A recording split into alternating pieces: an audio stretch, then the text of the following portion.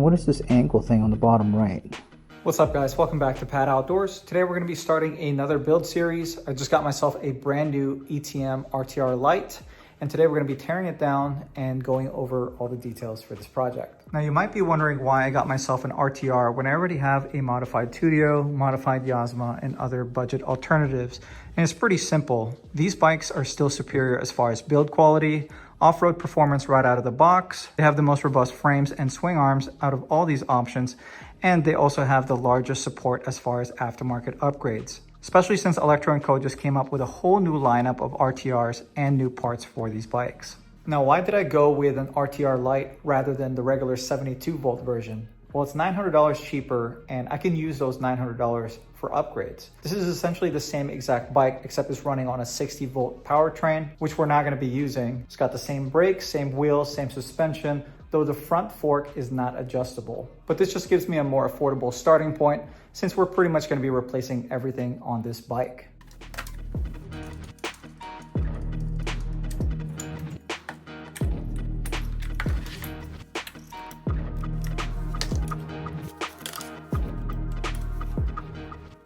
Unplug the main harness and the hall sensor. Now we're going to do the phase wires and unbolt the controller from the frame.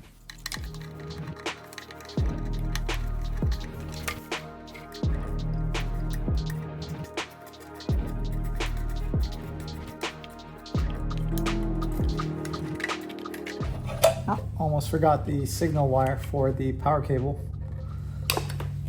The small red wire is actually a power source for the ignition. So the RTR LITE does not use the same controller as the RTR. I know Electro offers a reprogramming option if you have a, let's say, a stock RTR battery. You could run the RTR LITE with that, but to get the full advantage, you would send the controller into them and have them reprogram it so it's more optimized for the 72 volt battery. These controllers are limited to 70 line amps, so what is that? A little over 5,000 watts with 72 volts. I'm personally shooting for a lot more power than that, so we're gonna be going with a different controller.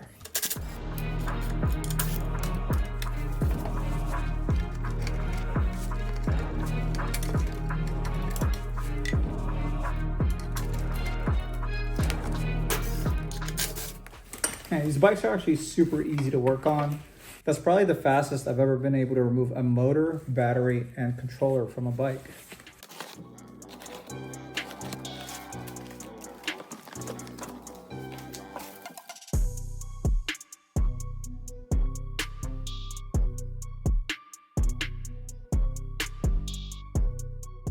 This is the 6+7 kit by Electro & Co. Comes with the hall sensor adapter, mode switch, new set of grips, little bit controller. This is the newest version, version 3.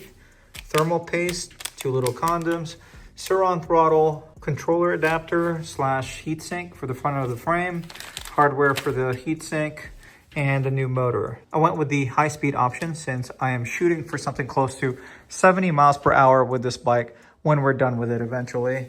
This came with the, looks like a 9-tooth sprocket. Doesn't really look different from the stock one. Decals, instructions for the 6+7 kit install, and instructions on how to set up the controller. You know, I'm used to seeing ENC's products being priced on the higher side, but I actually think this is a bargain for what you get. Throttle, grips, controller that's already plug and play, switch and whatnot. This is a direct bolt-on plug and play controller upgrade with a power output of 13 kilowatts. For I think $369, which is definitely a bargain nowadays. Just this controller that I bought for my Yazma was like $900 something. I did end up paying a little over $600 since I ended up getting myself the high-speed motor as well. If you're interested in getting more details on any parts that we're using for this project, I'll have the full build list in the description below. You can also get yourself 5% off anything from Electro & Co, even their whole bikes with discount code PATOutdoors5. Looks like we're not going to need this main harness anymore, so I'm just going to start disconnecting all these connectors and then removing the plastics on the left side so we can have better access on the left side of the frame. And we can pull out all these wires one by one and remove the throttle, and then we'll start throwing the new stuff on.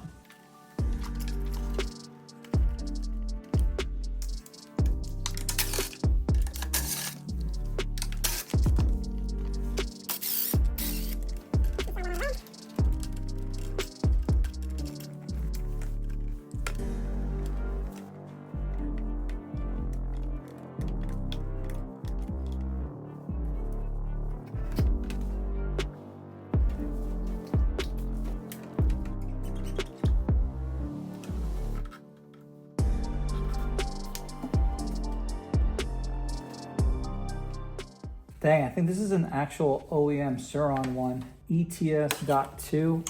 Pretty sure this is the same exact throttle that I used on my Yamaha.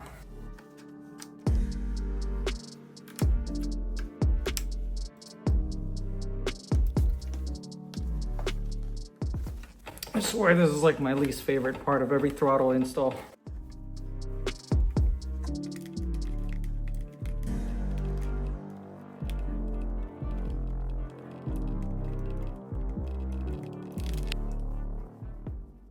It's like ribbed.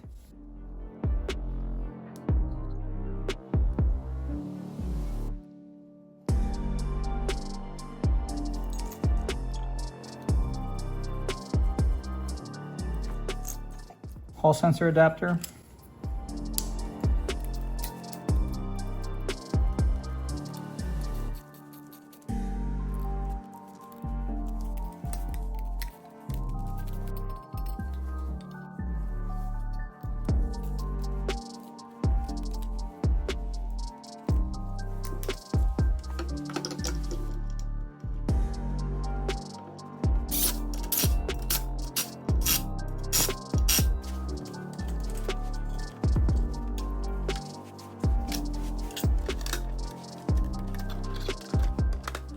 With the additional power that we're planning on putting down with this thing, probably upgrade the stock chain to at least the thick version. So I'll order a new chain and install that whenever we put the new wheels on.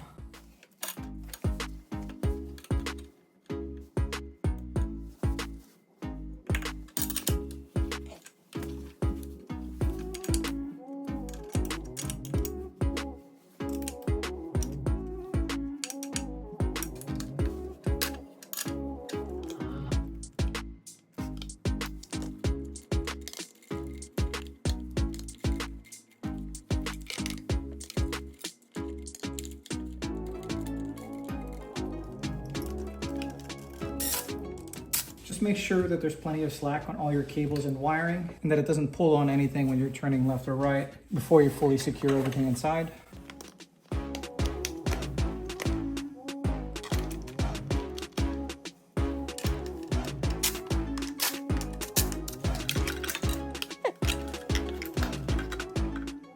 Well, damn, it looks like I placed the order for the regular RTR controller kit. And it's not going to be compatible because the bolt pattern is different. When you're installing the 6+7 kit on an RTR LITE, it actually comes with a different adapter where the mounting points are further out. Since the 72 volt RTR comes with a slightly larger Volto controller. So I'm going to have to get with Electro for now to see if I can order that separately. I was really hoping that we can take this bike out today. So I just ordered the RTR controller plate from Electro, which hopefully should be here within the next few days. But while we wait for that, let's continue working on the bike, starting with the aesthetics.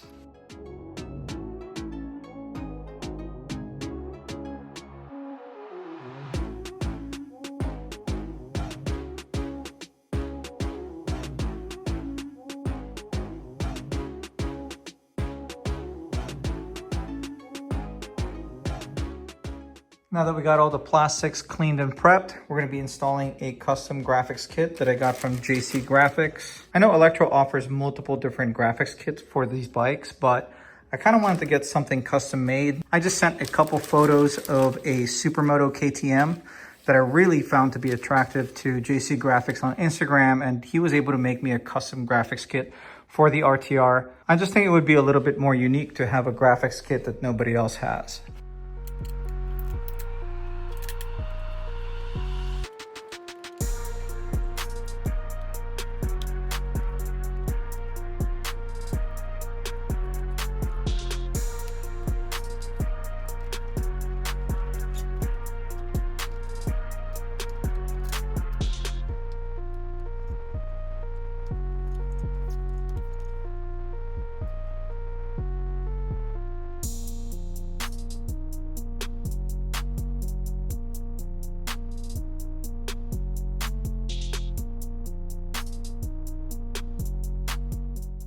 Considering I did a fully dry application, I think it turned out pretty clean. And I really like this holographic material that he used. I feel pretty comfortable applying it dry since I can lay it down and pull it back up without damaging anything. But once you hit it with a heat gun, it really adheres to the plastic. If you need a custom graphics set for your ETM RTR or your Razor MX500, MX650, make sure you hit up JCGraphics. I'll leave his Instagram on the screen. I think he does a very good job with custom requests and charges very reasonable prices. Next, I'm going to be installing this custom seat cover from Bolts & Volts. I'm just going to leave the stock seat cover on. I like knowing that the foam is protected from all the elements and keep it waterproof. The Bolts & Volts seat covers are custom tailored to whatever bike you ordered it for. So this one is specifically fitted for an RTR. So all the edges are already pre-cut to fit the seat base. So there should be no trimming required. Unfortunately, I don't have an air stapler. I just have this manual one I got from Amazon for like 30 bucks. And I'm just using some shallow T50 staples.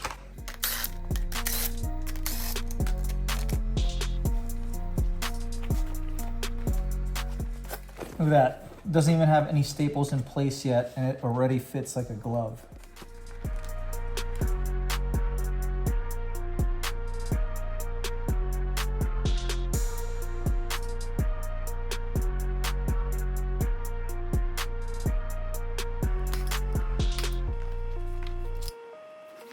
And here's a closer look of what it looks like installed. Bottom side, I think it fit really nice and snug all around the edges, especially for this being an aftermarket seat cover. Here's another custom one I had made for my Yasma IN10. You can pretty much just let him know whatever color combination you're looking for, and he'll be able to make it for you. He even offers different surfaces as well. If you are interested in any of the parts that we're using for this project, I'll have the full build list in the description below.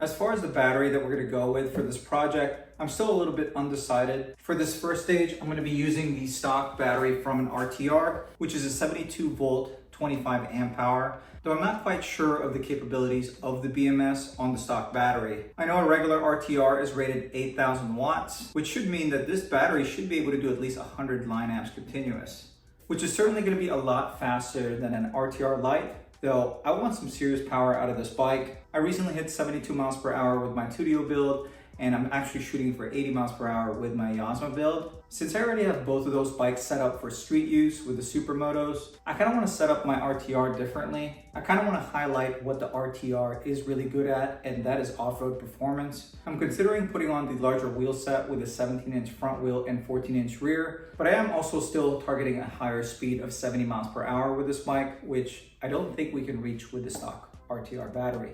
I'm waiting to see what other battery options Electro & Co is going to release for the RTR series, since I know that their newer bikes come with higher voltage options. The one I'm looking at is the 80 volt. I'm not sure if they're going to sell that battery separately. I think that's the max capability that this controller can handle is 22S. Finally got the RTR controller adapter in, so we're going to wrap up this install. And here's what it looks like. So you can see the opening is much larger than the original adapter plate. And the mounting points for the controller are also placed differently. It's just meant for a much larger controller overall. So if you're ordering this kit for a LITE, just make sure you select the LITE.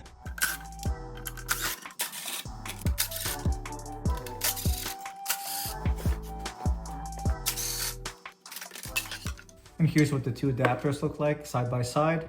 I'm definitely going to be saving this LITE adapter since we just took off the 60 volt powertrain on this thing, which is essentially brand new. I'm going to see if I can cram it in a smaller Razor.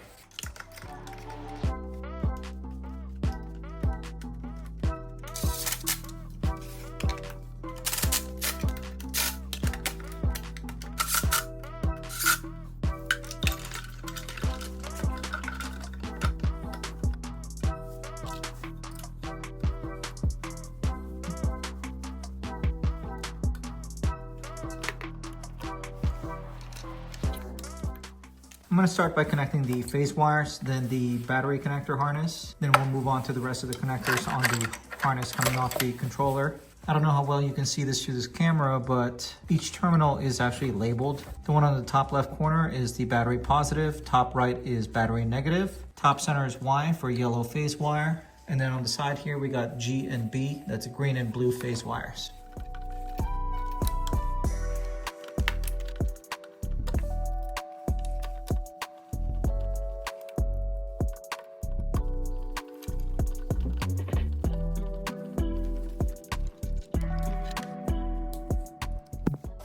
and the hall sensor.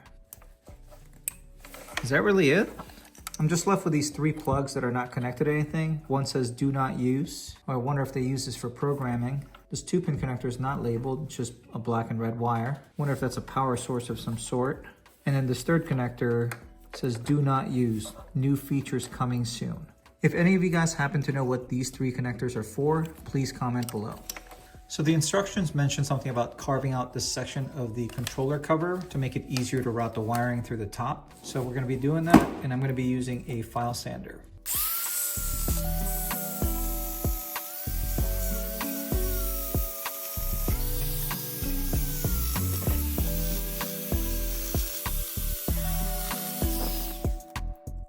This has definitely been turning out to be one of my favorite tools right now.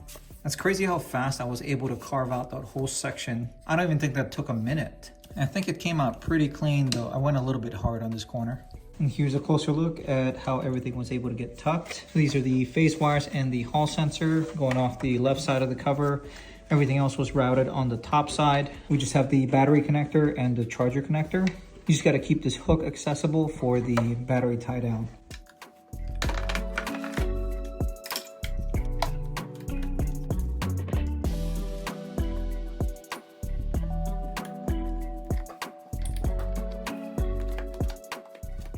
Key on.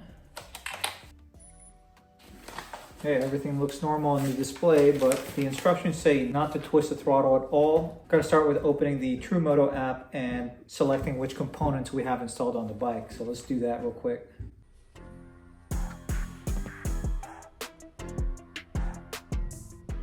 Okay, it's showing 83.8 volts, which should be 100% battery life. We haven't inputted the settings yet though, so let's go with ETM RTR. Battery is ETM RTR stock. Motor is mod HS for high speed.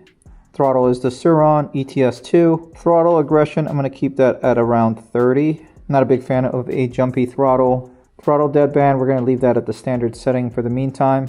This is just referring to the little bit of play at the initial twist of the throttle. Regen input, none, since we don't have a thumb throttle or anything. All right, so for the highest power mode, your amps are above the controller's verified threshold of 150 amps.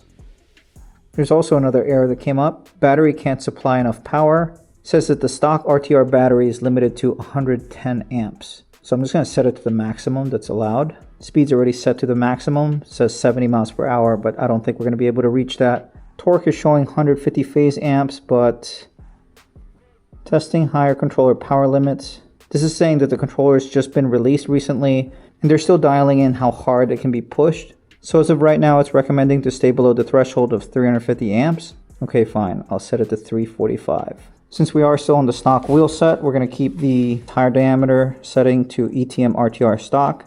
But once we put the bigger wheel set on, we're going to switch to ETM RTR bigger wheel set. That'll also correct the speedometer reading. Oh, there's an option to calibrate the rear wheel diameter.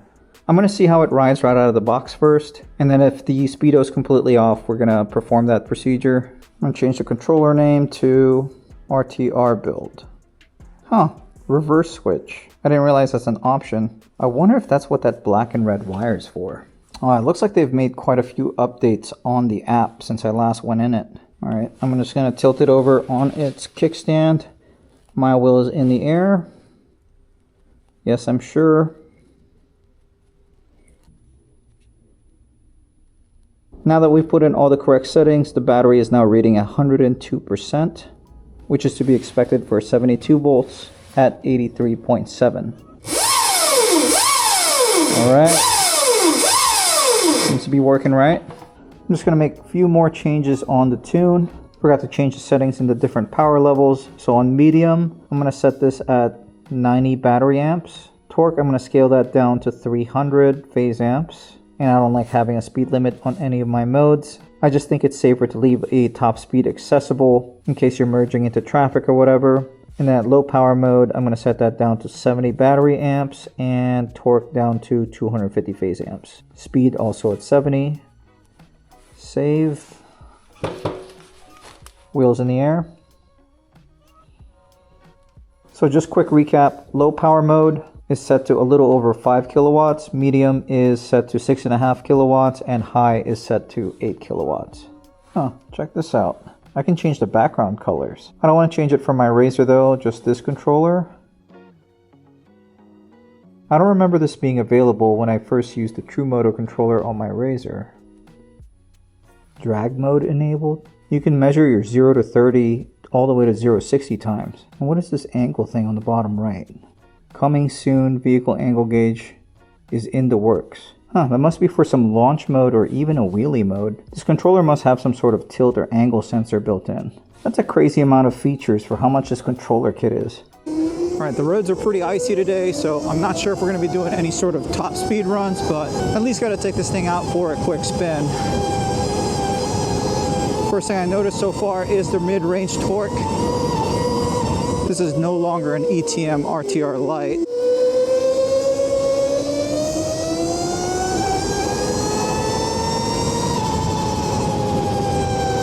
Let's connect to the controller, see if there's anything I'm missing here. Okay, torque, I'm just gonna bump that up to 350. I mean, we really are at the highest power settings that the stock battery can support, so I guess we're gonna have to do a battery upgrade. I do really like this interface that Electro has on their app. So besides the original screen showing Sport Mode 2 and 1, the app actually shows low power, medium, and high power modes. I'm pretty much just gonna keep it on high power for a majority of this ride. I mean, honestly, the most noticeable thing is definitely the torque and the mid-range. I gotta say, I forgot how loud the RTR was in comparison to my other bikes. I mean, I don't mind it at all. I kind of like having some noise, but it's definitely different. Yeah, it's definitely got some mid-range torque. Yeah, I kind of like having this throttle setting at 30%. I know I can make it feel torquier by making that more sensitive, but I like having a controllable ride, and it just makes me feel more confident pinning it.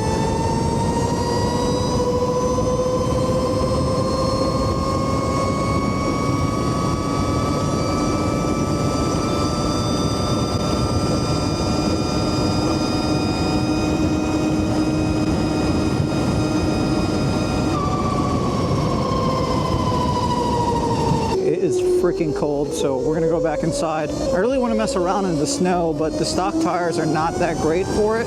I'm almost tempted to add a set of the carbide studs on these tires, since I'm also gonna have another set of dirt wheels anyway. Let me know what you guys think. Should I stud the stock tires? I mean, I'm thinking that we're gonna have snow in Virginia for at least another couple weeks. Huh. Top speed so far is 52 miles per hour. So it's pretty much the same as a regular RTR as far as top speed, but obviously it has a lot more features now. We're also given the option to upgrade the battery. Let's see how accurate the speedometer is. All right, so cruising at 26 miles per hour on the original display, showing 31 on the app. So we're definitely gonna have to calibrate it. So stay tuned if you want to see that video. If you guys enjoyed today's video, do me a favor and hit that like button. And if you like this kind of content, want to keep up with some of my projects, such as this RTR, make sure you subscribe to this channel and turn your bell notification on. But this is going to be it for today. Thank you for watching.